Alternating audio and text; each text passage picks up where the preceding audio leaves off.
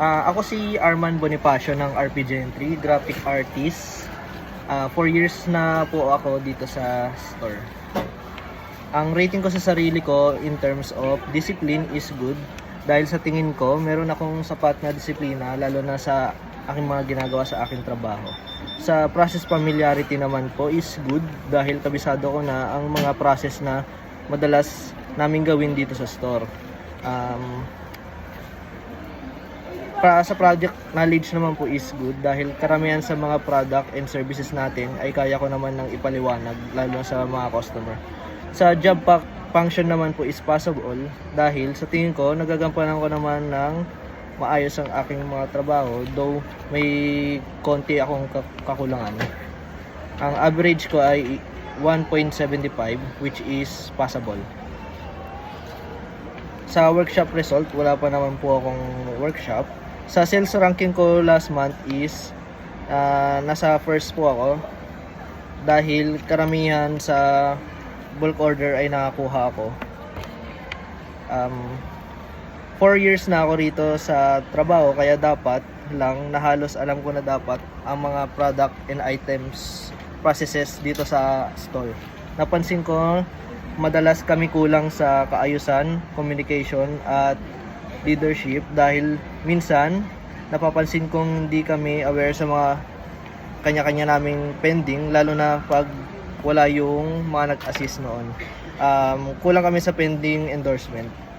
Mahina po ako sa pagbebenta ng silkscreen UV print tapos sa engrave dahil hindi to madalas ini-inquire sa amin.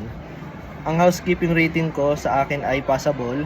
Ang gusto kong improve dito ay magkaroon ng kusa ang bawat isa na linisin ang kanya-kanyang mga area.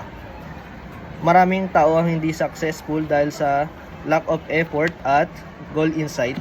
Kaya dapat sa lahat ng ating ginagawa ay ibigay natin ang best sa at effort natin para maging successful tayo. Para ma-achieve ang consistent teamwork, maasahan ng grupo sa akin ay lalo sa mga newbies ay tutulong ako at gagabay sa kanila kung meron man silang mga kailangan at mga tanong. Gusto ko pang matuto ng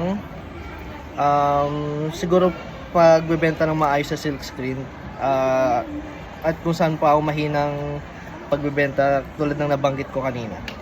For employees 5 months and up, advice ko sa mga bago ay patuloy na maging uhaw sa knowledge at huwag matakot sa mga workshop dahil makakatulong din ito sa kanilang product knowledge sa store.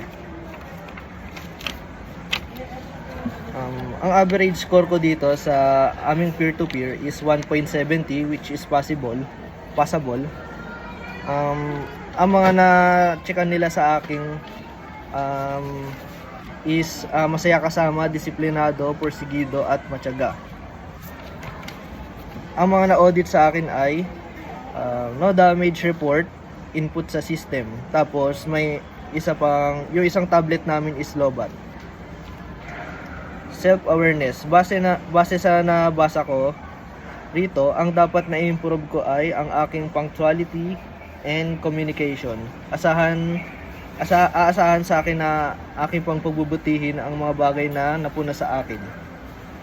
Natuwa ako sa mga nabanggit tungkol sa akin at gusto ko pang umasenso sa trabaho ko. Yun lamang po.